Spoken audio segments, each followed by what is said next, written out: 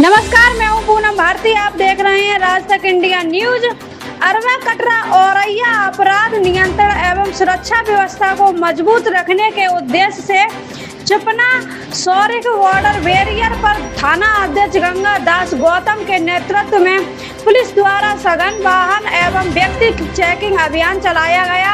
अभियान के दौरान आने जाने वाले संदिग्ध वाहनों और का सत्यापन किया गया तथा नियमों का पालन न करने वालों को सख्त हिदायत दी गई। पुलिस टीम ने संदिग्ध गतिविधियों पर विशेष नजर रखते हुए सुरक्षा व्यवस्था का जायजा लिया।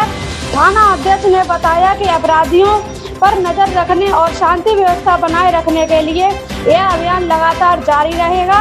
पुलिस ने आम जन से अपील की, किसी भी संदिग्ध व्यक्ति या गतिविधि की सूचना तुरंत स्थानीय पुलिस को दें ताकि समय रहते आवश्यक कार्रवाई की जा सके। जिला संवाददाता अमित शुक्ला की औरैया से रिपोर्ट। देश और प्रदेश की हर छोटी बड़ी खबर देखने के लिए जुड़े रहिए राज तक इंडिया न्यूज के साथ। धन्यवाद।